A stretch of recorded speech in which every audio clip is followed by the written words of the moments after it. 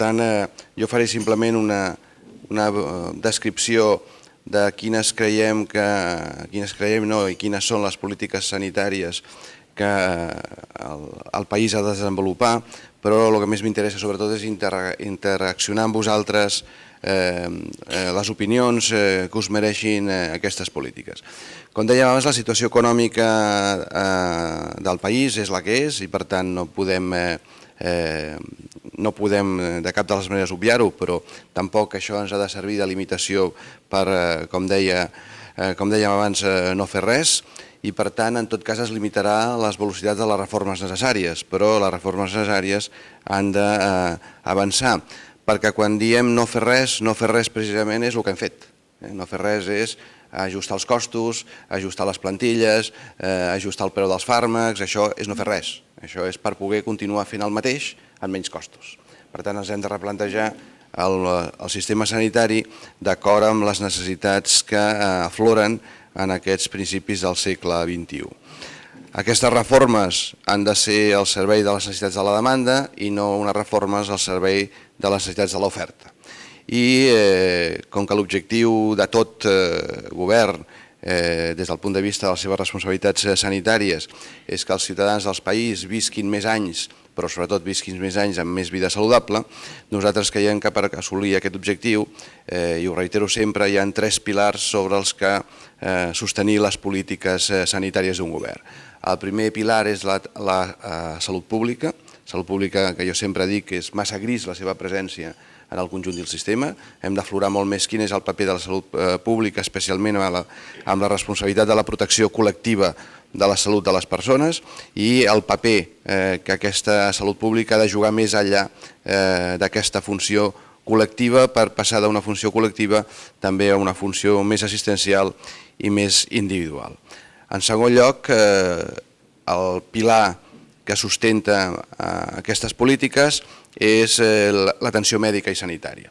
Aquesta atenció mèdica i sanitària que nosaltres articulem amb el Pla de Salut prou conegut, aquesta atenció mèdica en aquests moments és de tal èxit que ens genera el repte que diem sempre. L'èxit de la medicina assistencial del nostre país i dels països desenvolupats com el nostre ha aconseguit que la gent tingui una esperança de vida superior i per tant continuem tenint una esperança de vida superior no a través d'haver curat malalties, sinó a través de reparar malalties que abans tenien un element molt limitador de l'esperança de vida.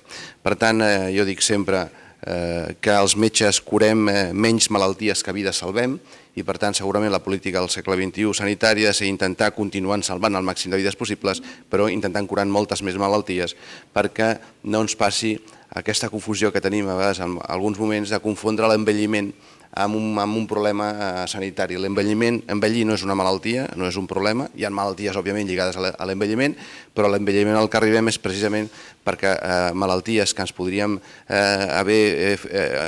impedir superar millor les dècades 40-50 anys, arribem a envellir gràcies a que hem superat un infart de miocardi i hem superat determinades patologies. Per tant, l'envelliment no és la malaltia, sinó és la malaltia que en un moment determinat no vam curar i que anem arrossegant i que ens permet agafar una segona malaltia a la que també sobreviurem i una tercera, i això ens porta degradant progressivament moltes vegades aquesta vida saludable que desitjaríem. Però això no solament passa a l'extrem de la vida, sinó que passa al principi de la vida, i no oblidem que també tenim una cronicitat molt important en l'àmbit de la supervivència de la gent jove, la supervivència dels Downs, la supervivència de les paràlisis cerebral, les supervivències de moltes patologies que ara comencen a comportar un problema afegit, que és que aquesta supervivència fa que envelleixin els pares d'aquesta gent i que els pares no s'hi puguin dedicar ja a cuidar d'aquests fills com es cuidaven quan eren més joves. I això és un altre problema que, insisteixo, va molt lligat a l'èxit d'una medicina reactiva i d'una medicina menys proactiva.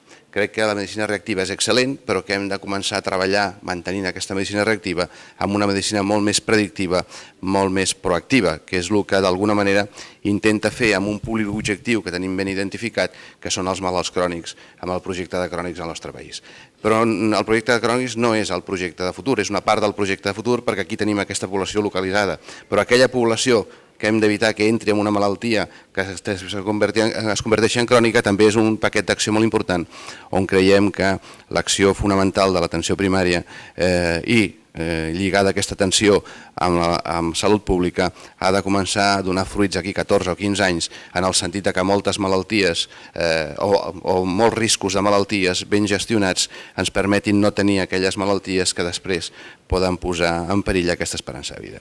Per tant, entenem que el model d'atenció mèdica i sanitària al nostre país és un model que ha d'intensificar i ha de progressar amb la resolució dels problemes, tal com l'entenem la medicina fins ara, és a dir, per tant, ha de ser aquesta medicina, diem, en termes d'assegurança del sinistre, hem de continuar tractant els sinistres que produeix la malaltia, però hem d'enfocar els sistemes sanitaris a la gestió del risc, per fer-los sostenibles sanitàriament i per fer-los sostenibles econòmicament, no al revés. Jo crec que des del punt de vista ètic hem de fer això perquè això és una millor medicina. La millor medicina del país és tenir que trasplantar menys òrgans, és tenir que curar menys infarts i no tenir un èxit excel·lent amb la reparació de l'infart, en posar l'estent als 45 minuts o amb fer sobreviure els ictus o amb trasplantar més ronyons que mai. L'èxit és no tenir que trasplantar tant, no tenir que posar tants estents i no tenir que actuar davant dels ictus quan es produeixen. Per tant, jo crec que aquest és el reenfoc de política sanitària que volem plantejar.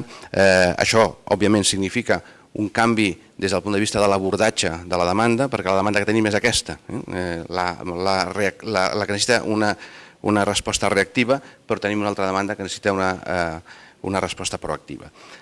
No inventem res, no volem inventar res des de dalt, tot això són evidències que hem vist a baix i tenim un sistema tan sa que moltes d'aquestes coses que estem fent s'estan fent en molts àmbits del nostre sistema sanitari, en molts àmbits de la primària, en molts centres hospitalaris, en molts centres sociosanitaris i en molts centres de salut mental, s'està girant això i per tant el que nosaltres simplement modestament aportem és que el sector, els professionals estan escrivint en prosa i no ho sabien, per tant estem dient que això que es fa és prosa i que hem de continuar amb aquest camí.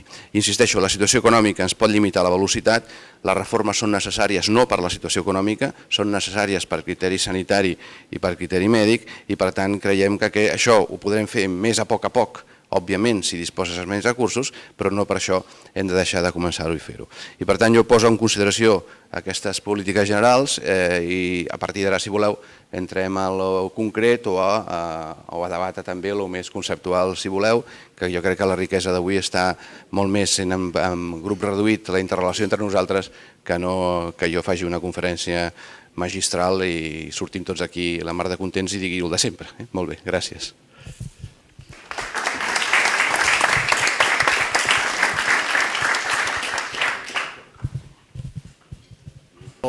Fa un parell de setmanes va tenir una... Sí, fa un parell de setmanes va haver-hi molta difusió amb el viatge que estava fent el conseller i el president Mas per Estats Units, Boston concretament, Nova York, etc. Jo crec que hi havia un congrés molt important amb tot el tema de recerca, biomèdic, etc. I m'agradaria preguntar-li si d'aquest viatge quines conclusions o quines prioritats o què han vist en aquest viatge que es pugui explicar, que ens faci pensar que el futur pot ser una miqueta millor. Sí, jo amb les presses m'he deixat el tercer pilar. El tercer pilar, primer deien la salut pública, el segon pilar l'atenció mèdica i sanitària, el tercer pilar la recerca. Si no tenim una recerca ben orientada i evident i sobretot molt translacional, no millorarem ni el primer ni el segon pilar.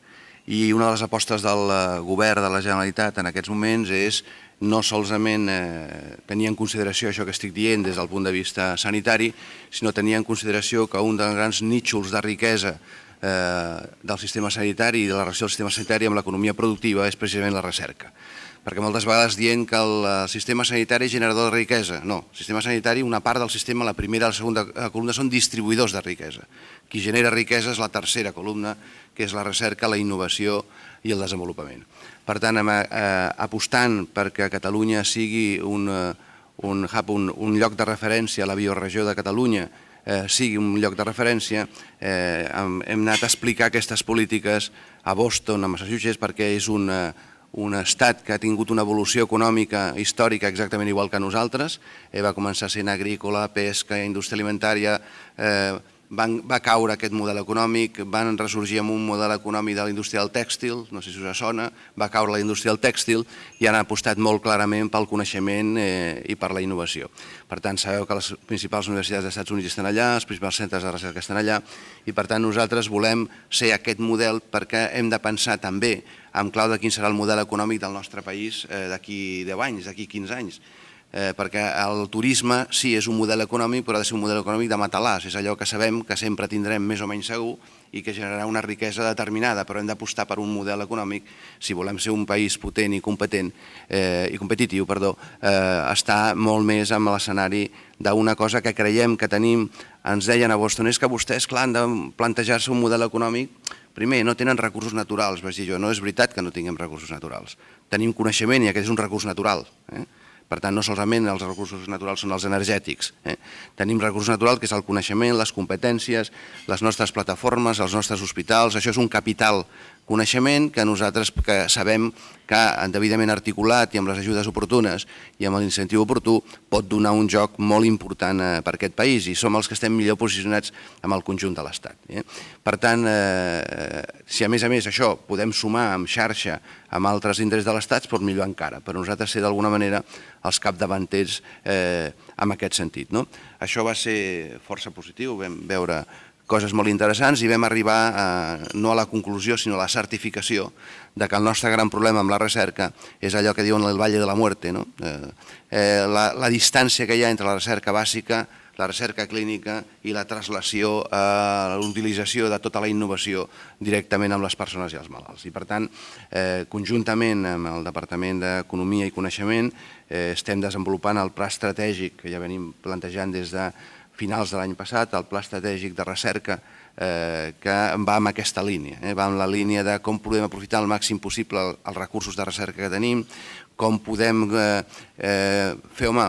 reorientar una miqueta la utilització dels pocs recursos que tenim més que a pagar edificis i equipaments a pagar investigadors. Nosaltres el gran problema que tenim és que vam fer un creixement molt important amb estructures físiques que hem de començar a pagar ara i que ens impedeixen pagar més investigadors o tenir que prescindir d'investigadors perquè ens gastem els diners amb la caixa i no amb el contingut. I per tant això d'alguna manera ens obliga a fer un replantejament important, en aproximar la recerca clínica a la recerca bàsica i al revés, i procurar que l'empresa estigui més a prop i ho més des del principi amb els projectes de recerca, perquè també ens trobem que la indústria o l'empresa apareixen minimitzant el risc, apareixen normalment al final dels processos, quan això ja pràcticament hi ha un percentatge molt alt de possibilitats que sigui trasladable a la utilització, etc.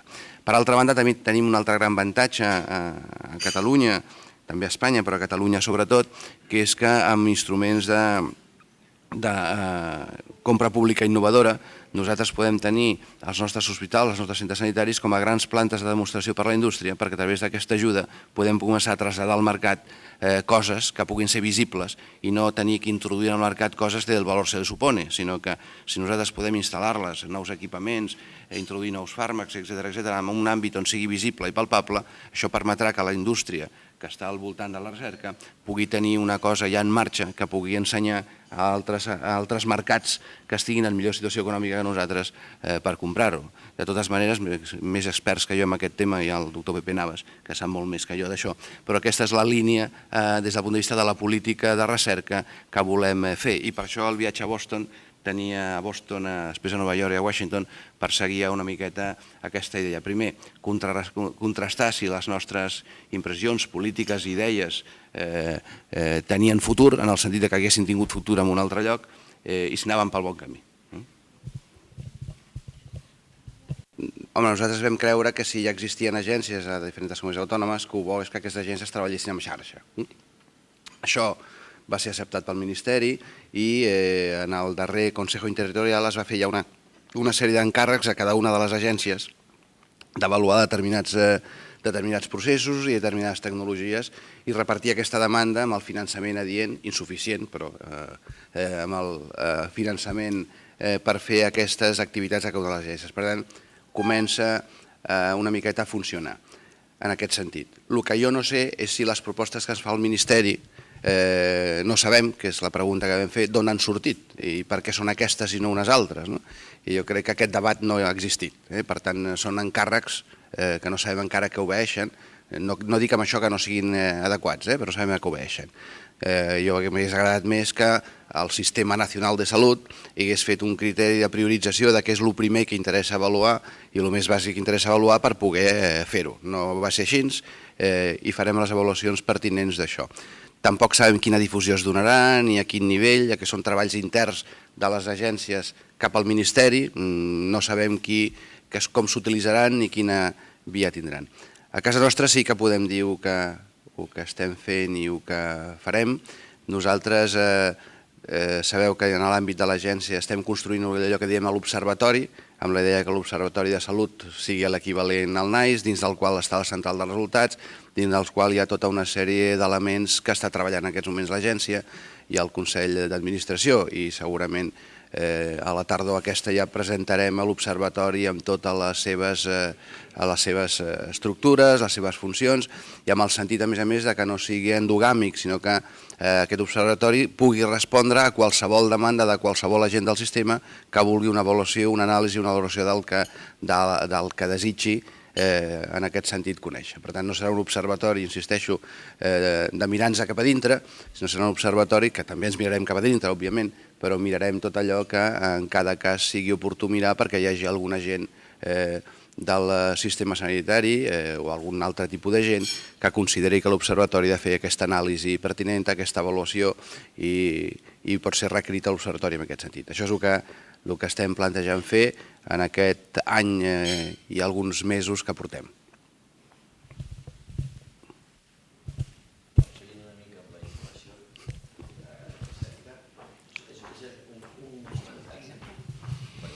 Soc Moretti, de Siemens.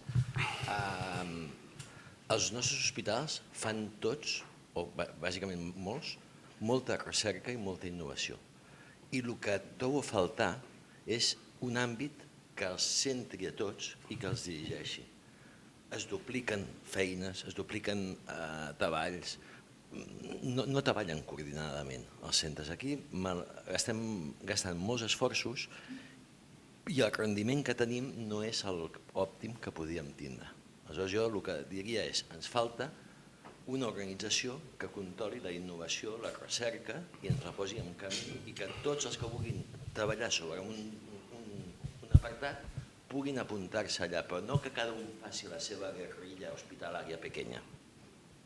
Bé, nosaltres treballem amb aquesta hipòtesi, que és una hipòtesi, i volem que això es confirmi o no es confirmi, perquè moltes vegades es diuen coses que donen la impressió que és així i després no és així. Això és el que nosaltres estem avaluant en aquests moments i que s'està fent en el Pla Estratègic de Recerca.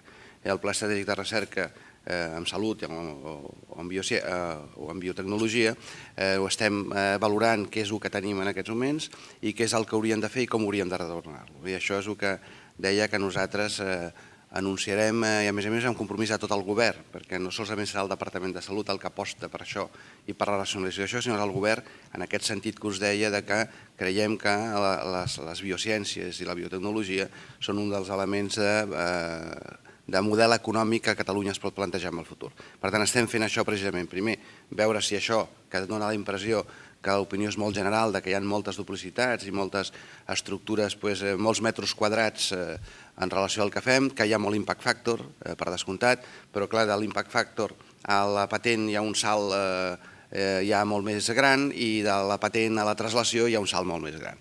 Per tant, al final, no solament mesurar la recerca per, diguem, només un gran indicador importantíssim perquè és l'inicial, que és la publicació, sinó mesurar pel resultat final. I generar una confiança amb el sector de la indústria perquè comenci a posar els diners abans i no es posi els diners al final, per tenir aquest acompanyament entre el clínic que determina la necessitat, l'investigador bàsic, l'empresa, i que al final tot això ha de sumar per arribar a ser utilitzat davant en funció de la necessitat de les persones. Per tant, d'acord amb el plantejament, és el que estem analitzant i espero que amb el president, que és el que m'apreta amb això, tinguem fet els deures també després d'estiu i puguem plantejar això i posar-ho sobre la taula. passarem a la primera pregunta que ens fan des del tuit i li pregunten, conseller, quins són els trets diferencials o diferenciadors del pla de salut, que en aquest moment hi ha en relació als anteriors. Sí, a veure, el pla de salut, el tret diferencial, ja ho hem explicat, aquest és un pla d'acció i és un pla estratègic, no és un pla simplement de dir quins factors de salut hem de millorar i com els hem de millorar. Aquest és un pla de reforma, en aquest sentit que us deia abans, és un pla d'acció sobre aquestes polítiques sanitàries que hi ha al principi. O sigui, encara que li diem pla de salut, no és el pla de salut clàssic, en canvi sí que és el pla de salut que diu la llei d'ordenació sanitària que s'ha de fer. Si tots els plans de salut que hem fet ara eren plans de salut més, si em permeteu, salubristes.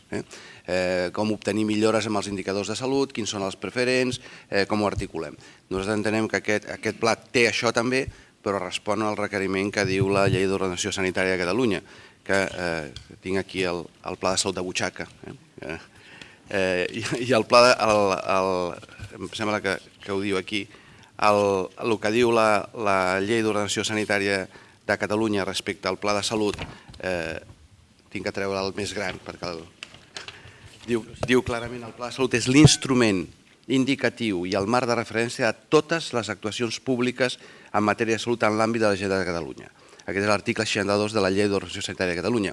Mai s'havia construït el pla de salut amb aquest criteri. Per tant, aquest és el pla estratègic de les polítiques sanitàries del Departament de Salut per aquesta legislatura. I, per tant, amb la vocació que sigui un pla de continuïtat, no és un pla de contingència. Aquesta és la diferència, crec que notable, amb accions concretes i mesurables i que abasten tot, i del que pengen dos altres plans que han de complementar aquest, com us deia abans, el pla de salut interdepartamental, perquè la salut, com sabeu, la protecció de la salut no és un tema solament de la protecció sanitària, sinó que hi ha altres elements que intervenen, i el pla de recerca, el pla estratègic de recerca. Per tant, pla de salut, pla interdepartamental i pla de recerca són els tres plans d'acció, no plans de s'hauria de fer, sinó farem, que determinen la política d'acció del Departament de Salut i del Govern. Algun altre? Molt bé. Hi ha una pregunta per això, ja anirem intercalant.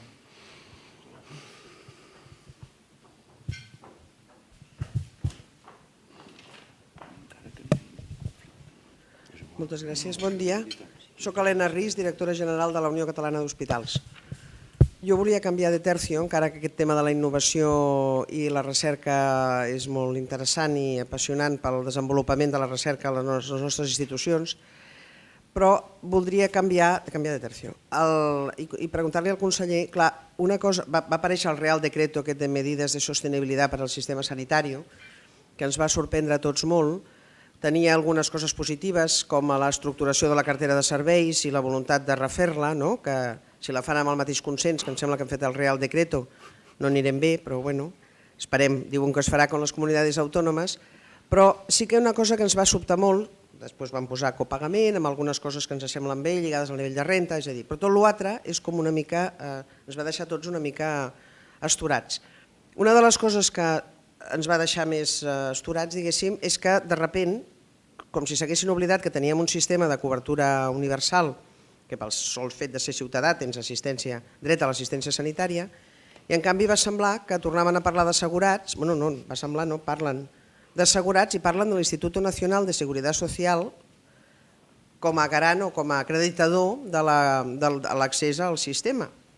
Llavors jo el que li volia demanar al conseller és que ens comenti o que ens digui si això realment tindrà un impacte a la nostra, o farem desobediència civil, o si hi ha algun impacte a la nostra manera de comptar els ciutadans o de tenir el dret a l'accés a l'assistència sanitària, tenint en compte aquest Real Decreto, o si la ministra pensa retocar-ho o què pensen fer amb aquest tema, que em sembla molt greu.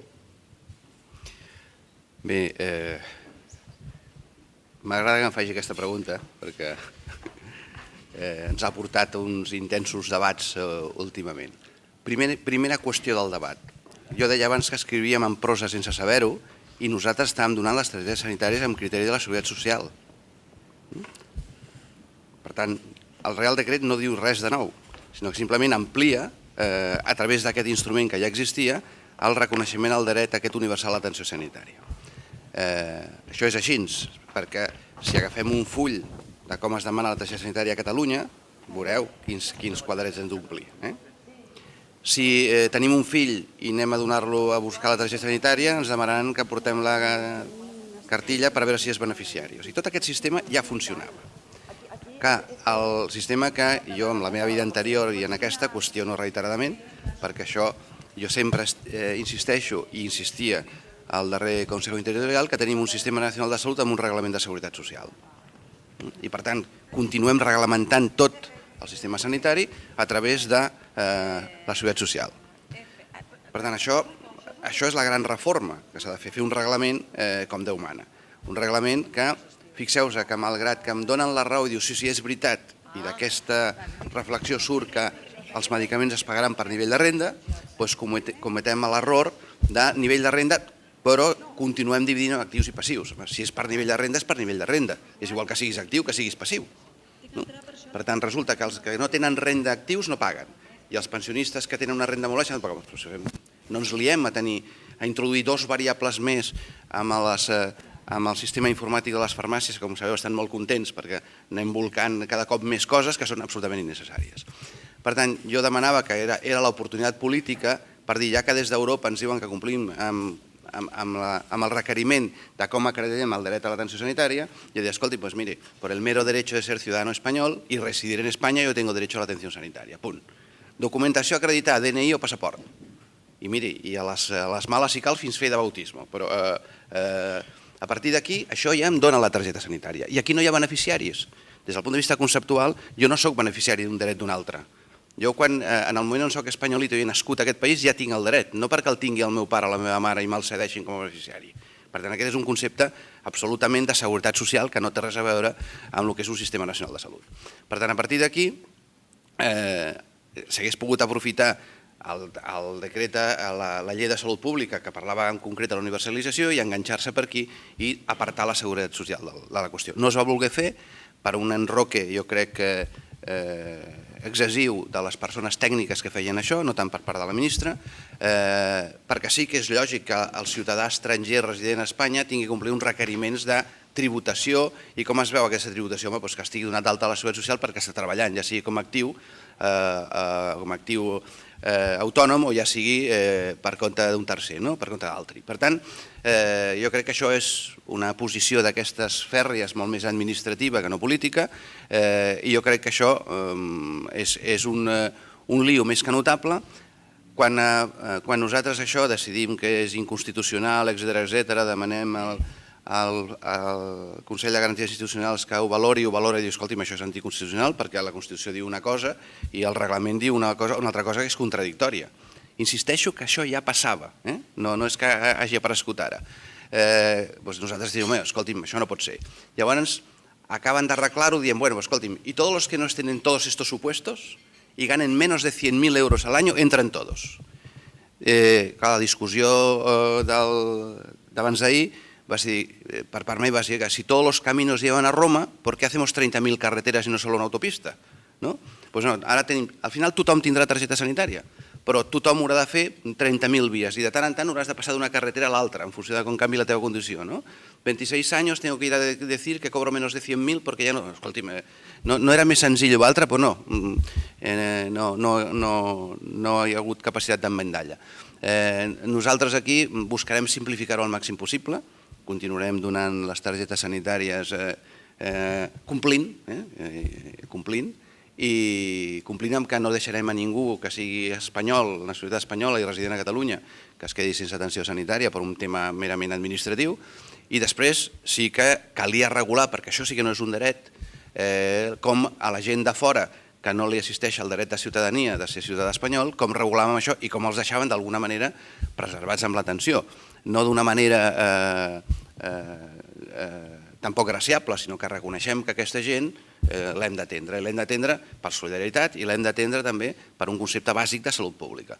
I clar, no es tracta de fer-li una cartera de serveis i dir, pues mira, tendrá derecho a la urgencia, al control del embarazo y el parto, y los niños podran ir al médico. Això, escolti'm, això hem de situar tot aquest col·lectiu de gent que no té el dret de ciutadania i que el volem atendre, i encara que sigui per interès, insisteixo, des del punt de vista de la salut pública, doncs aquesta gent l'hem de canalitzar a l'atenció primària.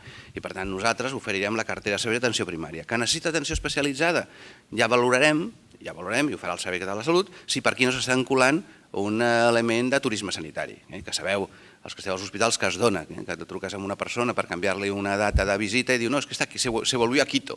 Per tant, tot això és el que hem de preservar que passi. Però això no impedir, home, com a un sistema sanitari sèrio i que atén a la gent i que a més protegeix col·lectivament a tot ciutadà d'aquest país, que resideix en aquest país amb independència dels seus drets, ha de tenir un centre d'atenció primària de referència per quan estigui malalt. I aquest és el plantejament que nosaltres fem. Tenim una pregunta de la senyora Eulàlia Dalmau que diu per què si es parla de pla de salut acabem parlant únicament de recerca? Home, jo crec que hem parlat de pla... No sé si he assistit a tota la meva exposició, però jo he parlat de pla de salut primer, de quines eren les polítiques sanitàries i assistencials, i he parlat en el col·loqui de pla de recerca. El pla de salut, la recerca és salut també, el concepte de que la salut és merament l'atenció sanitària, no. És moltes més coses la salut que l'atenció sanitària. Evidentment, la gran columna és l'atenció sanitària i, com deia abans, parlem d'una política sanitària i d'una atenció a la salut més proactiva i més reactiva. Parlem d'una atenció a la salut basada en la gestió del risc de malaltir i no solament de la gestió de la malaltia. Jo vull recordar que el nostre sistema original es deia seguro obligatorio de enfermedad. I per tant encara tenim un sistema nacional de salut, més que de salut tenim un sistema nacional d'enfermedad.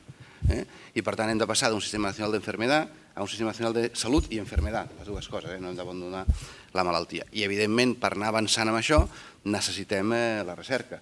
I la recerca i les noves tecnologies de la informació i la comunicació, per exemple, ens ajudaran i ens ajuden ja en molts aspectes amb l'atenció als crònics. És a dir, no podem dir que la recerca és una cosa, la salut pública és una altra, l'atenció sanitària és una altra. Si anem a aquest concepte poc integrador i molt diferenciador, no anirem bé. La recerca en millorar, per dir-ho d'una manera frívola, si voleu, els píxels de la fotografia que hem de fer a l'atenció primària per enviar-li al dermatòleg, això és salut o no és salut? Que tot això forma part d'un conjunt de coses.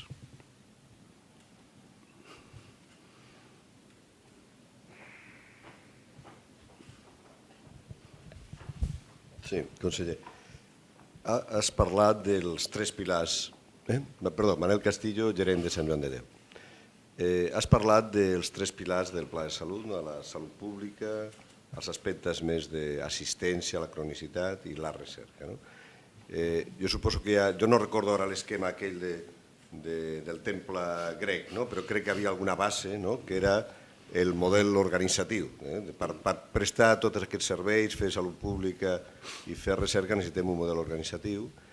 I jo penso que un dels temes que els que estem en el sector des de fa anys ens preocupa molt és la mida de les institucions que tenim a Catalunya. Tenim un sistema molt accessible, però molt minifundista. I per avançar en recerca, però també en canvis, en innovació organitzativa, etc., necessitaríem probablement grups més grans. Ara heu estat a Massachusetts. Es veu que la mida del nostre país, de les institucions, segurament no és suficient com per assolir grans inversions, etc. Sabem que això depèn dels proveïdors, no només del departament. Els proveïdors tindrien que tindre voluntat de fer aliances, fusions, etc. Però sí que crec que del departament pot dependre sistemes que incentivin la creació de grups. Per exemple, els sistemes de pagament. Els sistemes de pagament podria ser possible que un sistema de pagament en base capitativa que tragués concursos per determinats territoris a una càpita i, escolta, si no salia algú del costat, segurament no podrà aplicar aquest concurs, podria ser un model per incentivar tot això. Crec que la creació de grups és clau i ho parlem tots. Hi ha alguna cosa en ment o hi ha alguna cosa en perspectiva de canviar el sistema de pagament o buscar fórmules perquè se creïn grans grups a Catalunya? Bé, tot això ho contempla el Pla de Salut com a pla d'acció i en ello estamos. Jo crec que nosaltres hem de canviar sobretot la cultura localista per entendre que els centres sanitaris no són d'A, sinó estan A, que és diferent, i moltes vegades els centres ens han estat concebuts més com els centres d'A que no que els centres que estan A. I per tant hi ha hagut una actuació moltes vegades que ha promogut aquest minifundisme i aquest model on la seguretat es confon amb proximitat. Per tant, jo crec que el pla de reordenació que estem plantejant en alguns territoris i que això és un tema que ha de ser fet d'una manera molt diferent en funció de les històries de cada territori, que no hem de parlar solament de la reordenació dels equipaments hospitalaris d'atenció especialitzada, que en aquesta reordenació té un paper molt important la primària, amb aquest model que estem plantejant de política sanitària una miqueta diferent, i per tant nosaltres estem en això, en alguns territoris més avançats, en altres menys avançats, i què ens agradaria? Ens agradaria que al final d'aquesta legislatura tinguéssim constituït un model territorial que no tingui que passar per les fusions, segurament, sinó que passi pels acords, que passi per les compartir coses. En aquesta línia estem treballant amb més intensitat en uns territoris que en uns altres, però sí que estem començant a dibuixar, si més no, cada regió sanitària ja ha fet el seu dibuix de com nosaltres que hauria de ser, però no ens reservem el dibuix perquè volem que ens diguin els operadors, els del territori, com creuen que ha de ser i contrastar a nosaltres amb si això coincideix o no amb els nostres criteris, que passen per les masses crítiques, que passen per les isocrones, que passen per una sèrie de conceptes que coneixeu millor que jo. Aquesta és una, però clar, l'element desencadent d'això, l'enzim catalitzador és el sistema de pagament. Nosaltres d'aquí, no sé si d'aquí uns propers dies, presentarem en petit comitè en els operadors una possible proposta amb la que s'està treballant conjuntament d'un sistema que va en aquesta línia. Per què? A més, amb un element molt important d'incentiu. No hi haurà més diners al sistema, per tant els diners han de sortir de dins del sistema. I quin és l'incentiu? Si vostès amb aquesta càpita són capaços de fer-ho i a més són capaços de fer-ho amb eficiència, els recursos que quedin lliberats es quedaran per millorar l'atenció allà. Si allà lliberem recursos, aquell territori tindrà menys llista d'espera, per posar un exemple. Però això ho hem de deixar en mans dels gestors amb el que en tenim com a autonomia de gestió. L'autonomia de gestió que no és, com deia IESADE, que no és l'autonomia. L'autonomia de gestió només la pot tenir aquell que assumeixi els dos riscos, el risc financer, que tingui autonomia financera i tingui autonomia de gestió. Per tant, la idea és aquesta, traslladar la gestió dels recursos, que no la gestió de l'activitat, perquè el que fem és que li traslladem la gestió de l'activitat que li predeterminem com fer-la. No, li traslladem els recursos perquè vostè els utilitzi en resoldre els problemes de salut que hi ha en aquell territori. Que resolgui on vostè cregui més adient, i per això creiem que s'ha de reforçar molt els centres d'atenció primària, que no vol dir la primària, que entenem que els centres d'atenció primària són centres de primera resolució. I amb això, insisteixo, no s'ha de fer la confusió en què la primària ha de resoldre més coses, sinó que el ciutadà, quan vagi a un centre d'atenció primària, ha d'entendre que l'ordinari és que li resolguin la majoria de problemes al centre d'atenció primària. No ha de ser extraordinari. Ara l'ordinari és que vagis a l'hospital, que et resolen el màxim número de problemes, i l'extraordinari és que t'ho resolguin en un centre d'atenció primària. Això hem d'invertir-ho. I això hem d'invertir-ho amb serveis que treballin conjuntament, amb una atenció especialitzada que doni suport a l'atenció primària, no que jeràrquicament mani l'atenció primària, sinó que doni suport, que col·laborin amb règim de consultors. Tenim unes quantes experiències, com us deia abans, no inventem res, sinó veiem que la gent està fent experiències d'èxit i aquestes experiències d'èxit són les que d'alguna manera volem traslladar al conjunt general. Després hi ha un altre factor de reordenació que va per sobre de tot això, que és allò que requereix concentració de coneixement o concentració de tecnologia. Allò que diem el terciarisme, que al final és l'alta especialització. És a dir, això sí que requereix un tractament supraterritorial. És a dir, que això sigui un component que és l'atenció superespecialitzada de Catalunya, que no pot ser lligada a una regió sanitària, que ha de ser lligada en els centres on es demostri que hi ha l'expertise, la massa crítica i la tecnologia necessària per abordar això. Aquest és el plantejament general en el que anirem desenvolupant. La primera etapa, com sabeu, el 2011, va ser la frenada brusca dels costos, que va fer que tots dins dels cotxes tinguessin unes remenades absolutes. Ara anem a una velocitat molt més lenta que l'accelerada que portàvem el 2010. Tenim menys benzina, per tant, no podem portar el cotxe a 120 revolucions, l'hem de portar a 120 per hora, sinó que l'hem de portar a 80, consumirem més benzina, però al final arribarem al mateix lloc. Per tant, aquesta és una miqueta la idea amb la que treballem i que sí que està continguda amb les línies estratègiques del Pla de Salut. També dir-vos que si tot va bé, en el mes de novembre farem una altra jornada de Sitges, en tot el sector, ja no tan lligada a parlar d'estratègies, sinó donant per bones aquestes estratègies, a veure quins resultats han produït en aquest any. En concret, en aquella línia estratègica i aquelles accions que s'ha fet, i que vagi la gent que ho ha fet a explicar-lo. Nosaltres, en el nostre centre d'atenció primària, d'aquí hem fet això, això, això, i hem obtingut aquest resultat. I que contrastem més amb una jornada, diguem, congressual, on la gent expliqui les seves experiències lligades al Pla de Salut, que no tornar a debatre més estratègies o més línies. Si els resultats són bons, donem per bones les línies estratègiques i els objectius. Si no són bons i veus que no són bons reiteradament, doncs el que diu el manual, has de canviar l'estratègia i els objectius. Per tant, aquesta és la idea una miqueta molt pràctica amb la que plantegem això.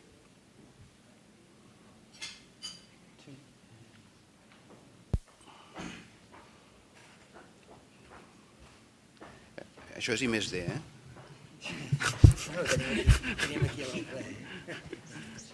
Algun emprenedor que s'ho apunti, ho dissenyi de colors i llavors és una cosa que podem posar al mercat.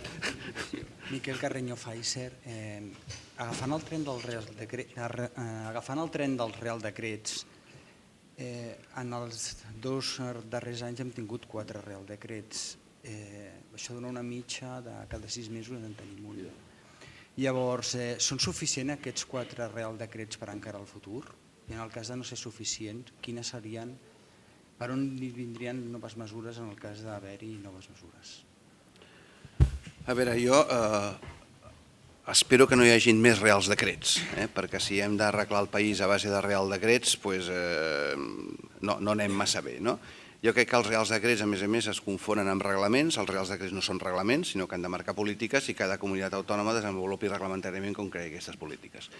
Els Reals Decrets han de contemplar el que no sent competencial de les comunitats autònomes, les comunitats autònomes han de desenvolupar des del punt de vista de les competències que tenen. Els 3 grans elements sobre els que ha d'incidir un Real Decret són sobre els grans aspectes que té el nostre Sistema Nacional de Salut, que és la cobertura que dona, quines prestacions dona amb aquesta cobertura i com es financia.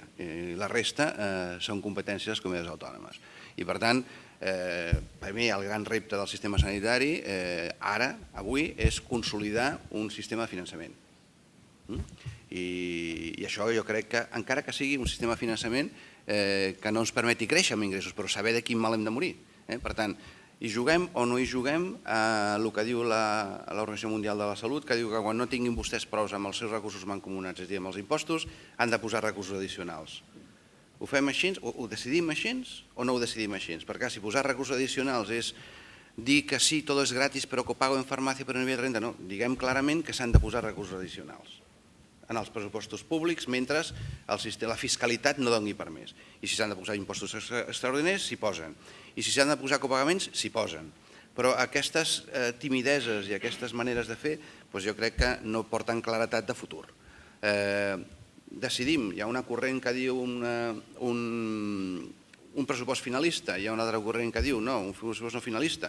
A nosaltres, òbviament, com a govern nacionalista, nosaltres no volem que ens predeterminin les partides pressupostàries. Per tant, nosaltres creiem que Catalunya ha de tenir el sistema de finançament que li pertoca en funció de la fiscalitat que porta el resta de l'Estat i ja decidirem nosaltres en què posem aquests diners en termes de polítiques socials i qui li donem preferència i no li donem preferència. Per tant, aquesta és una de les qüestions que crec que no s'hi posen en sèrio. La segona, s'hi posen tímidament a dir, mira, hi haurà unes prestacions bàsiques, otras menos bàsiques i otras menos bàsiques. I sí, molt bé, però tot això no es pot anunciar sense posar-li contingut.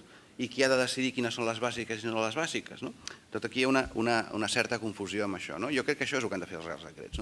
I després, unes competències, òbviament, que són de l'Estat, són fixar preus públics al medicament, etc.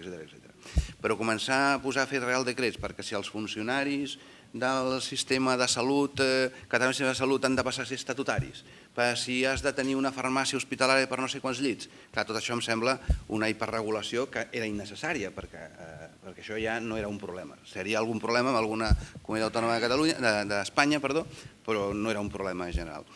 I jo crec que, a més, els Reals Decrets s'han de fer amb un cert rigor. Perquè si no els fem amb un cert rigor, al final són Reals Decrets de rigor mortis per si mateixos. Són Reals Decrets que no prosperen, són impossibles d'aplicar el sistema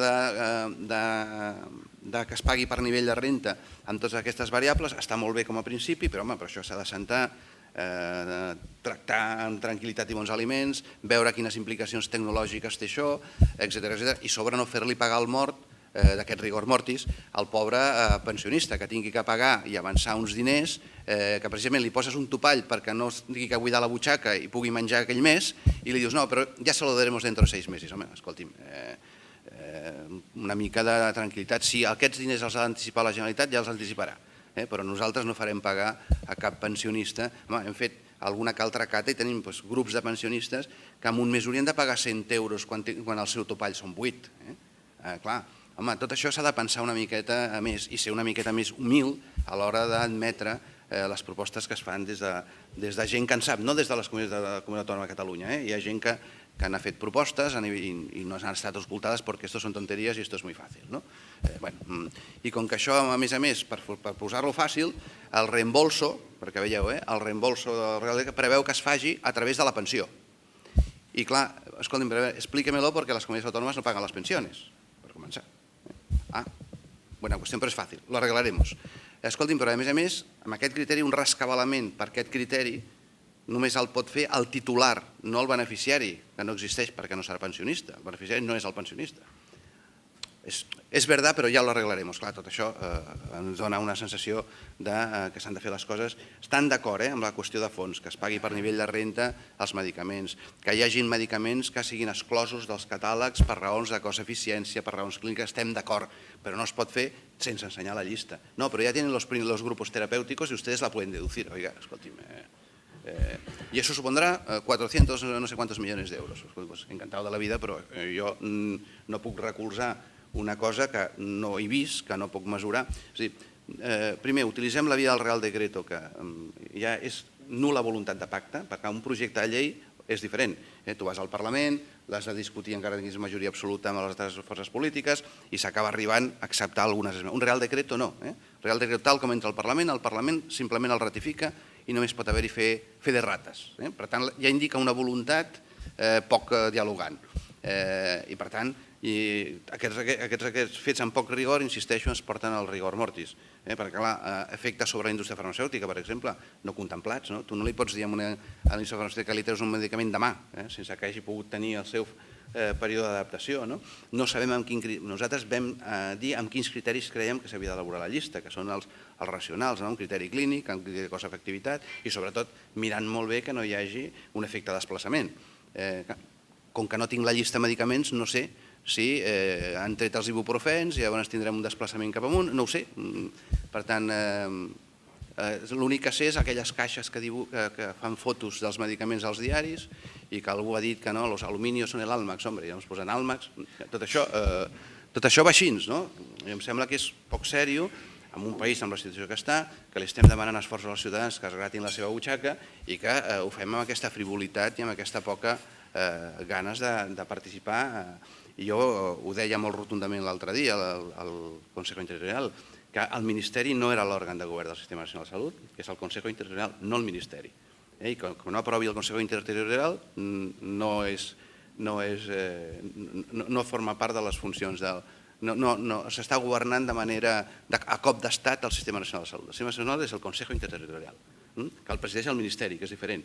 I el Ministeri aporta i allà ratifica. En les comissions tècniques no poden... És que ja s'ha acordat una comissió tècnica la lista de medicamentos. Se la hace usted. Pues si me la tengo que hacer yo, me voy, ¿no? Me voy que juegan Casillas y el Barça contra unos extranjeros, ¿no? No és una manera de fer les coses, em sembla massa sèria, no? I jo crec que i això ja forma part del context de la política, no ho sé, però jo crec que forma part d'un altre context.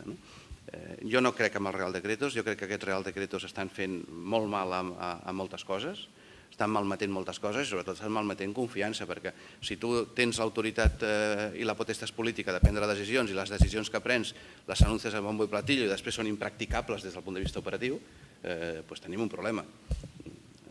Nosaltres que tenim l'experiència del que és l'euro per recepta, que costa la intemerata, que ahir va caure tot, però no va caure per l'euro per recepta, va caure per una altra cosa, però és igual. Avui ja ha caigut l'euro per recepta, ha fet caure la xarxa, és igual.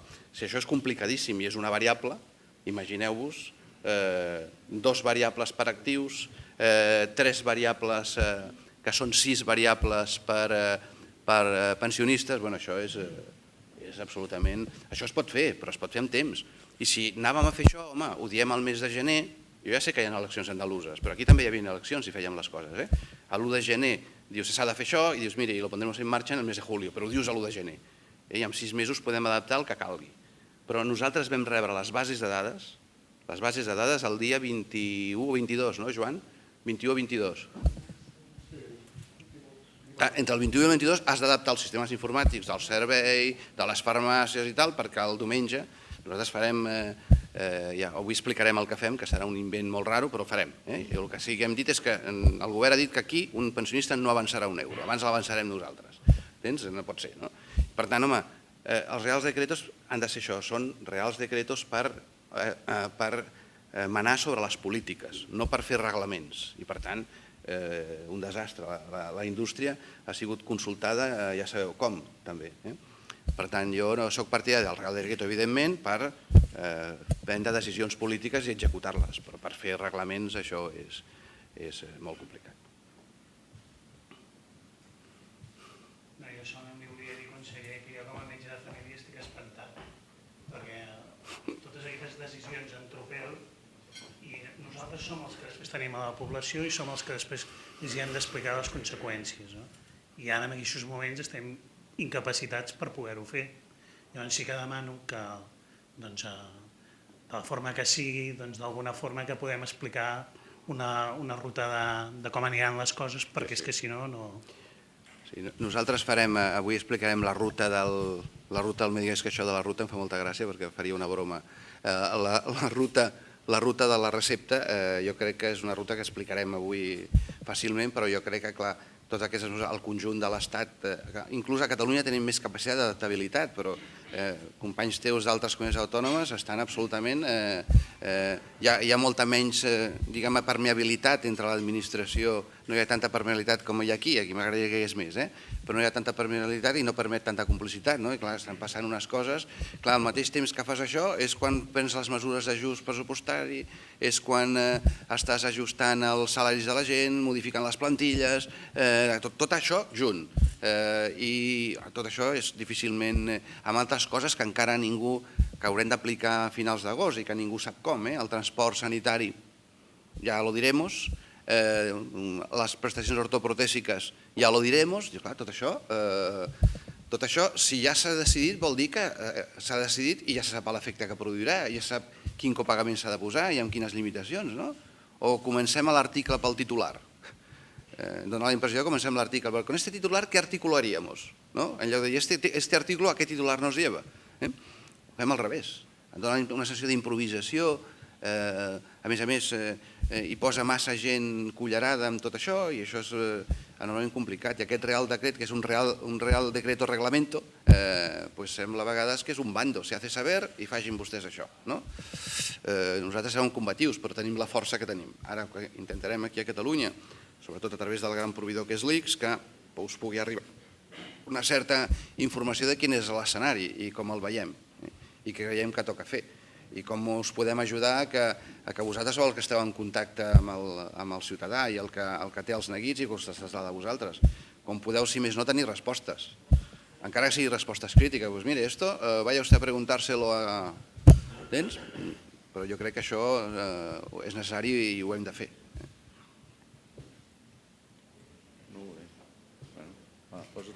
Més tuiters. Tenim un tuit que fa referència a l'aplicació de les TIC en relació al pla de crònics.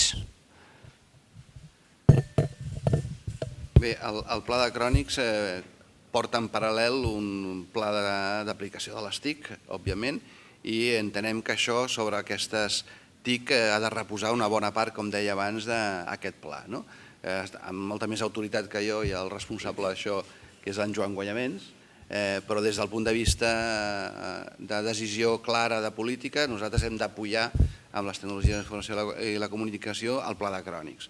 Hi ha experiències concretes en l'Hospital del Mar i amb la primària respecte als malalts amb insuficiència cardíaca. Un instrument clau i bàsic és la història clínica compartida i la carpeta personal de salut.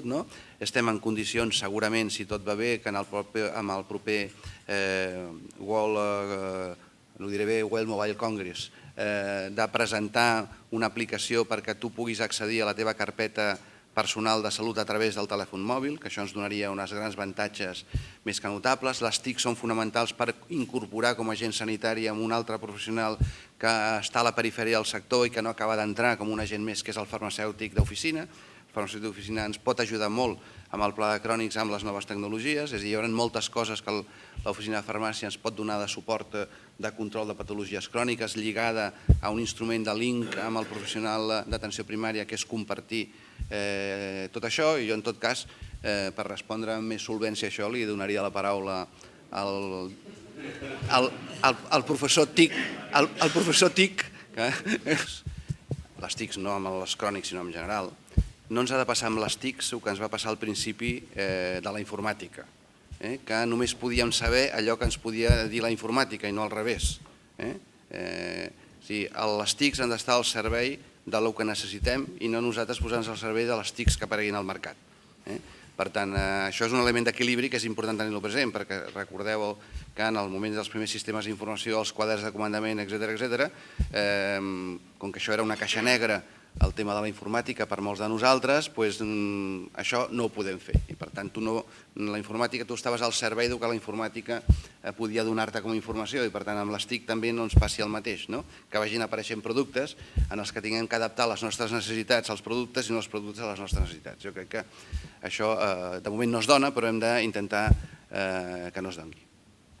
Jo volia fer una pregunta en relació al pla de crònics, perquè realment jo crec que és un projecte de la legislatura molt important, ha generat grans expectatives. La setmana passada hi havia una reunió amb moltes persones que han participat en els diferents grups de treball que s'han estat tirant endavant, i una mica la visió és dir, com veiem el futur, no tant demà, sinó d'aquí uns anys, quin canvi us haurà generat si tots aquests projectes que ara hi ha amb el pla de crònics tiren endavant? On veurem realment els canvis? Sí. A veure, què persegueix inicialment i, diguem-ne, a curt, mig termini? El primer que persegueix el pla de crònics és el que jo deia abans, gestionar el risc de les aguditzacions d'aquestes persones i que, per tant, la seva necessitat de recursos afegits i, evidentment, el seu empitjorament, perquè cada agudització pot portar a un deterioro progressiu de la salut, evitar que això es produeixi. Poso l'exemple de la insuficiència cardíaca, edema agut de pulmó, Hospital del Mar. Tu tens una població concretament determinada, a partir d'una edat determinada, i que ha tingut una sèrie de reingressos en un any. Clar, aquesta gent, des del punt de vista de resolució del sistema, des del punt de vista de la qualitat de l'assistència i des del punt de vista de la seva vida més saludable, tots aquests factors estaran molt millorats si, evidentment, aconseguim que ingressi molts menys cops. No perquè no ingressi, sinó perquè no necessita ingressar. Que, per tant, aquest malalt que té el risc de fer l'edema agut de pulmó no faci edema agut de pulmó perquè arriba al pes cada dia, perquè hi ha tota una sèrie de factors que coneixeu millor els clínics que jo, que comporten que s'està cada cop més a prop de tenir un factor de risc en aquest sentit. Per tant, nosaltres esperem això primer. En segon lloc, el pla de crònics ens ha de permetre culturalment un canvi de la concepció per part de la gent de l'atenció sanitària, en el sentit que també la seguretat no és estar ingressat a l'hospital, sinó que pots estar ingressat a casa teva en un període determinat d'agudització i dius, molt bé, ara li abocarem tots els recursos que necessita la seva atenció, però a casa seva, en lloc de portar-lo a l'hospital. I això també ha de ser, encara que socialment és admès i es veu molt més còmode que te cuidin a casa, aquesta sensació que estaries més segur a l'hospital hem d'aconseguir transmetre que també estàs segur, rebem una atenció d'hospitalització domiciliària. En tercer lloc, que potser les estades als hospitals ja no siguin en pernocta, per entendre'ns, que potser un malalt d'aquest tipus tingui suficient en un hospital de dia i tornar cap a casa seva. És a dir, tot això, des del punt de vista de la concepció de l'atenció, no ha de ser viscut com unes mesures conjunturals, sinó que han de ser viscuts per la població com una manera diferent de fer. I també com una manera diferent d'abordar el control del malalt per part del metge. Per exemple, tenim un hàbit moltes vegades de dir torni el mes que ve, a veure com va això. Si torna el mes que ve vol dir que està bé, si no està bé ja que torna abans. Per tant, hem de buscar sistemes de control, ho dic de manera també caricatura, que no siguin això de torni a l'any que ve a veure com està això. No, sinó que hi hagi, si realment aquell malalt té uns factors de risc, no podem controlar el factor de risc simplement dient-li vingui d'aquí un mes o vingui a la setmana que ve. Aquests són els canvis que haurem de percebre amb la manera de fer, amb la manera d'abordar el malalt, amb la manera de proactivitat. Per exemple, un exemple de proactivitat clar és quan arriben les èpoques d'onades de calor. Sabeu que tenim identificades la gent de risc i per tant aquesta gent de risc que és avisada des de la primària, això és el model que creiem que amb l'atenció al crònic ha de prosperar i que d'aquí no massa, 5-6 anys, això ja sigui una manera de fer consolidada. Consolidada, insisteixo, amb la flexibilitat de que, com deia ahir, la rutina és el canvi en un model, en un sistema sanitari. Quan no hi ha rutina de canvi, ens introduïm unes rigideses que ens fan tenir que fer uns esforços tremendos quan ens hem d'adaptar molt a les coses.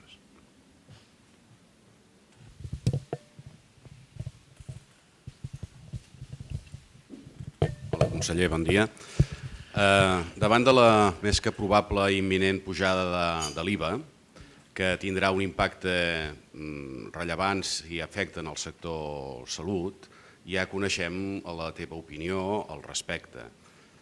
Però a mi m'agradaria saber si l'opinió de la necessitat de preservar el sector sanitari de la pujada de l'IVA per les diferents raons que ara no repetirem, és compartida per les altres comunitats autònomes i pel Ministeri de Sanitat a l'efecte de poder fer pressió també davant del Ministeri d'Hisenda i Administracions Públiques. Sí, a veure, el tema de l'IVA, que és un tema històric i reiterat, jo tinc que dir a hores d'ara que la insensibilitat per part del Ministeri és absoluta. És a dir, en el sentit, el IVA, ¿y esto qué tiene que ver con nosotros? Per tant, quan expliques, no, miri, que el 40% de la nostra despesa està subjecte a l'IVA i per tant que és una trampa al solitari el que tinguem que pagar l'IVA des del sistema sanitari perquè és cost o bé, evidentment jo lluitaré per preservar això i que l'increment de l'IVA també comporti un increment dels ingressos, perquè al final l'IVA pujarà els ingressos i els ingressos han de permetre augmentar els ingressos per pagar l'IVA. Fixeu-vos la paradoxa. És a dir, hem d'augmentar els ingressos dels hospitals, l'Estat ha d'augmentar els ingressos pujant a l'IVA i nosaltres hem de pagar l'IVA. És una cosa difícil d'entendre, no? I per tant, nosaltres ahondarem amb això, tenim una certa consciència aquí, però tinguem present també que la política fiscal no és competència de la comunitat autònoma. Per tant, nosaltres l'únic que podríem fer és preservar que aquest IVA que aquest IVA que ingressi de més que vingui del propi sector sanitari retorni al sistema sanitari. Això tècnicament no serà fàcil, perquè això requereix, com sabeu, complir amb determinades normes pressupostàries, no podem augmentar cap partida pressupostària de res, per tant es veuria un increment de la partida pressupostària de salut. És a dir, políticament, la batalla és més política que tècnica, és a dir, si políticament es aconsegueix que entenguin això, automàticament hi haurà l'acció legislativa corresponent. Si no entenen políticament que això és necessari, no hi haurà acció legislativa. Per tant, jo soc pessimista, tinc que dir-ho, però no cejaremos en la batalla a Madrid amb que això ho entenguin i aquí també haurem d'entendre-ho. Però jo, en aquest sentit, si en situacions òptimes això no es donava, que era merament un apunt comptable, ara que no solament és un apunt comptable, sinó segons com, fixeu-vos a la paradoxa, nosaltres poden augmentar els costos, no tenim els ingressos i objectivament generarem dèficit. O sigui, salut generarà dèficit per l'augment de l'IVA. I es comptabilitzarà el dèficit a nosaltres. Això no deixa de ser curiós. Per tant, això, jo crec que aquí jo demano una mica de clam col·lectiu, de tots els grups d'interès que es donen que hi ha en el sector sanitari. La indústria, la tecnologia, per descomptat ja sé què opinen els proveïdors, és a dir, però aquí sapigueu els professionals també que un increment de l'IVA en el sector sanitari pot suposar dèficit i per tant pot tenir que suposar ajustar el pressupost de sanitat per no tenir que fer dèficit. Per tant, això em sembla enormement greu des del punt de vista de l'impacte sobre el sector. I per tant, aquí sí que demano una mica de, no dic una sublevació, però sí una miqueta d'advertir als que prenen la decisió de pujar l'IVA que pugin l'IVA amb determinades prudències. perquè això sí que pot tenir una repercussió. Imagineu-vos que el 40% de la despesa sanitària pugi una mitjana de 2-3 punts. I soc cautelós. Per tant, això és bestial. És bestial. I no podem fer dèficit perquè hem de complir amb la llei d'estabilitat pressupostària, això significa un desastre. O sigui, fer un dèficit nosaltres per augmentar els ingressos, jo sí que demano una certa solidaritat entre tots perquè ens afectarà a tots. Ens afectarà a tots. Sí, això ja és una altra guerra més complicada, però és com el pacte fiscal, això. Però el pacte fiscal és una cosa que per la gent i pel sector sanitari pot ser més conceptual, però això és el... Sí, podem fer l'eslògan d'aquell si hi va, vamos, no? Pues si hi va, vamos, no? Perquè si no hi anem amb això tindrem dificultats. Veig que hi ha una pregunta, passarem a l'última pregunta i després ja procedirem a tancar. Ramon Conillera, soc el director general del Consorci Social de Catalunya. Conseller, lligant una mica aquesta última intervenció, vam tenir l'oportunitat, l'honor, ara fa uns pocs dies, des de les entitats proveïdores i per tant les patronals, de participar en una compareixença en el Parlament de Catalunya on vam poder expressar alguns dels neguits que des de l'àmbit de la provisió tenim cara al futur més proper i a mitja i llarga distància que tenim en el sector. Vull només fer-li incís en dues coses que vam manifestar. Una, molt lligada amb el que vostè acaba de dir, i és que probablement més enllà dels compliments pressupostaris hi ha un neguit important respecte a les disponibilitats de liquiditat de les entitats, perquè més enllà de qualsevol de les jo crec que concrecions que puguem fer a través del Pla de Salut i jo crec que de la reiterada manifestació de complicitat amb la majoria de les coses que surten al Pla de Salut, perquè ens sembla que a més necessitem promoure el canvi des de dintre, home, hi ha una cosa que és evident i és que la base de la piràmide de Maslow, que són les necessitats bàsiques, passen, òbviament, per poder pagar. No hi ha una altra manera de dir-ho. Això és un neguit important i que entenem que fins a aquest moment l'estem salvant amb moltes complicitats, o així se'ns explica i així ens ho creiem, amb el Departament d'Economia de la Generalitat. Però el neguit més important el tenim per la segona part de l'any, perquè tots sabem el que ha passat amb les segones parts de l'any dels darrers anys. Clar, entenem que aquesta situació és una situació que la salvarem si tenim o si ens carreguem de raons per tenir totes les complicitats necessàries, no tan sols del govern, sinó de tota la societat catalana. I en aquests moments, quan manifestàvem al Parlament de Catalunya els nostres neguits, a darrere del neguit de la disposició de líquid o no disposició de líquid era el risc de la crisi de confiança del sistema, en un moment en el qual poc ens ajuden. Poc ens ajuden molts aconteixements, però poc ens ajuden moltes de les veus que hi ha. Clar, fins que al moment que aquestes veus no es polititzaven, segurament ens preocupava poc. Però en aquests moments tenim la necessitat segurament que hi hagi un lideratge moral del propi sector, perquè si no, en el moment en què això políticament agafa un entorn diferent al que agafava fins a aquests moments, doncs home, la preocupació és més gran, perquè darrere la crisi de confiança el problema de liquiditat pot ser molt més gran. Jo crec que en aquests moments una de les coses que hauríem de demanar al Departament és que liderés una mica aquest reforçament moral del sistema i del sector. Voldria que em digués alguna cosa, sisplau. Bé, anem per parts. Jo no barrejaria els problemes de tesoreria amb el factor de confiança en el sector, però bueno, crec que és un factor que es pot contaminar un de l'altre. El tema del problema de liquiditat no és un tema del sector salut, no és un tema del govern de la Generalitat, no és un tema del govern d'Espanya, és un tema de la crisi financera que vivim. Sí que és cert que amb les dificultats de liquiditat el govern de la Generalitat prioritza el que ha de prioritzar. I jo vull recordar que no podem decidir sobre la priorització a l'hora d'aplicar els recursos disponibles en termes de pagament de tesoreria, que primer van als bancs, primer has de pagar, si tens diners, allò que deus i els seus interessos, segon, has de pagar la nòmina als funcionaris públics i tercer, la resta. Aquí sí que hem aconseguit amb el sector sanitari que s'entengui que el sector concertat té una part de nòmina inclosa i per tant hem prioritzat sempre que es pagui, que es consideri el sector concertat tant en ensenyament com en salut, s'entengui que és capítol 1. Per entendre's, encara que no és capítol 1, és capítol 2, i això no és fàcil de fer entendre als que veuen el món per capítols. Per tant, hi ha molta gent que veu el món per capítols. I per tant, en la sala de lo capitular, que està allà a la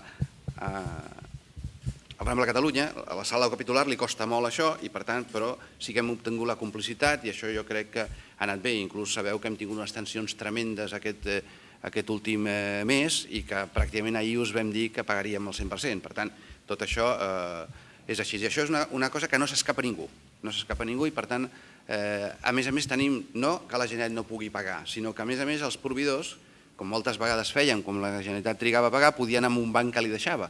Però és que ara no hi ha cap banc que et deixi, que és per això que no podem pagar, perquè si hi hagués algú que ens avancés els diners mentre que arriba el flux de diners de Madrid, nosaltres podríem pagar, però com que no ens podem endeutar, ni a curt, no podem anar a un banc a demanar, encara que hi anessin tampoc ens donaríem, però de fet no podem anar perquè no ens podem endeutar. Les entitats proveïdores, com que responen d'aquest endeutament amb el que pagarà la Generalitat, el paper de la Generalitat val en aquests moments, ja us podeu imaginar què. Per tant, aquesta és una situació que hem d'anar trampejant com puguem. Jo us asseguro que qui més neguit passa som nosaltres mateixos. El director del servei i la secretària general fan horaris sota la lluna per veure què hem de fer amb això, i us asseguro que el Departament d'Economia també, perquè en línia de confiança de govern el que nosaltres no podem fer és tenir els serveis públics bàsics com l'ensenyament i la sanitat tontollats perquè no podem pagar la nòmina. Per tant, estic parlant de pagar la nòmina, que el dia que no es pagui una nòmina a aquest país ja veurem què passa. A veure, serà el moment on ens adonarem que realment està passant alguna cosa, perquè estan passant coses, coses molt dures. El que passa és que hi ha una sensació a vegades de dir, bueno, al final s'acaba arreglant tot. I moltes vegades s'infravalora el que estan fent els governs, i no parlo solament pel govern de Catalunya, en primera persona pel govern de Catalunya, els esforços que s'estan fent perquè això no es trasladi on no s'ha de traslladar. Després hi ha un altre element que és el de confiança del sector sanitari. Jo crec que la confiança es basa no en la transparència, perquè el sector sanitari és prou transparent, però sí en la transparència proactiva, que és diferent. És a dir, es pot veure tot el que fa el sector sanitari, es poden veure tots els contractes de tothom, però clar, si els has de buscar, diuen que no ets transparent.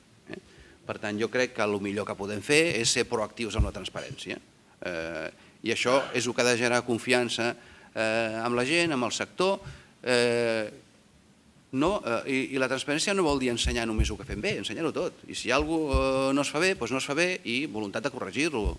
Per tant, això és l'única defensa que tenim respecte a una situació excessivament polititzada de generar desconfiança en un sector sanitari, perquè hi ha una corrent política que entén, que ja va començar a fer-ho, que tot això del model sanitari català, tot això no va enlloc i que aquí haurien de tenir, com tenen les altres comunitats autònomes, un sistema, un servicio de salut, que és la traducció de l'InSalut. Nosaltres això no ho teníem a Catalunya i, per tant, com no ho teníem a Catalunya, volem continuar defensant. Ara, no podem continuar, malgrat que tot és transparent, amb la samarreta del valor se le supone. Per tant, jo també ho deia ahir, passem a les evidències. No, l'ICS no existeix, existeixen els hospitals de l'ICS i existeix la primària de l'ICS. Comparem els hospitals de l'ICS entre ells mateixos, amb els altres hospitals. No creem aquí elements... Hi haurà hospitals de l'ICS que estaran millor que altres hospitals i hospitals de conservació que estaran pitjor que un hospital de l'ICS, si ho individualitzem. Una altra cosa és que sempre hem dit que el sistema sanitari català és un sistema eficient. Eficient amb la microgestió. Cada centre sanitari és eficient amb els recursos que rep. Però és eficient el conjunt del sistema? Això és el que hem de valorar ben bé. És a dir, si necessitem tantes sucursals, si necessitem tants equipaments, si necessitem tanta estructura per prestar els serveis als ciutadans, perquè clar, la ineficiència no és gestionar apretant molt bé el compte d'explotació de cada un dels centres proveïdors, sinó és el conjunt de l'eficiència del sistema. Per tant, però jo crec que no hi ha més element que dotar el sistema de salut amb la governança que toca, és a dir, que els òrgans de govern facin d'òrgans de govern, tant el Servei Català de la Salut com el Departament, com a tot arreu, que es practiqui la participació amb els òrgans de govern, que no té res a veure amb la negociació. Un òrgan de govern no és per negociar, és per governar, que es prenguin les decisions que toca prendre amb responsabilitat, per tant, participació, transparència i rendiment de comptes. I a partir d'aquí ens podran criticar la gestió, però no ens podran posar boirines que aquí hi ha coses rares i que aquest sistema només serveix per a determinades finalitats estranyes. I jo crec que, i amb això, i sabeu que hi aposto, i per tant la transparència en tot sentit. El proper Consell de Direcció posaria sobre la taula perquè no ho tinguin que buscar tots els contractes que ha fet el CatSalut i que està fent el CatSalut. A més, és absolutament ridícul que demanin transparència quan tots els contractes s'aproven en el Consell de Direcció del Servei de Salut i estan presents tots els agents. I per tant, quan són públics i estan penjats a la web. És a dir, però clar, anem amb aquesta dinàmica de crear el dubte en una situació de la gent que està una miqueta preocupada pel futur, per la situació, per tot, a sobre afegeix-li elements, que jo crec que són irresponsables, de dubte sobre què fem amb els diners públics amb l'àmbit sanitari. Jo crec que això, si em permeteu l'expressió, és immoral. Des del punt de vista polític pots fer el que vulguis, però ni en la política ni en la vida pot ser immoral. I per tant, permeteu-me que cregui que hem de ser una miqueta més prudents amb tot això. I per tant, mecanisme de defensa, doncs miri, tot el que està penjat a totes les webs ho juntarem i posarem una web, li donarem un link directe a alguns partits polítics perquè ja accessin directament, no es tinguin que cansar, i alguns mitjans de comunicació perquè no tinguin que treballar i que tinguin la informació tota posada. Molt bé, moltes gràcies, conseller, per aquesta disponibilitat a conversar, a compartir, a discutir amb tothom en moments que sabem que són difícils, però que alhora també hi ha coses com el pla de salut, estratègies importants de cara al futur. Moltes gràcies, doctor Mengol, per el suport de la universitat en totes aquestes jornades, també a la Fundació i al professor Vilardell per estar també aquí nosaltres i donar-nos suport. Gràcies a tots vostès, no sé si algú vol dir alguna paraula final. Esperem poder convocar altres activitats com aquesta, altres esmorzars sanitaris. Mirarem de revisar aquells aspectes que hagin pogut sortir més malament per millorar-los en el futur. Moltes gràcies a tots vostès per estar aquí. Molt bé.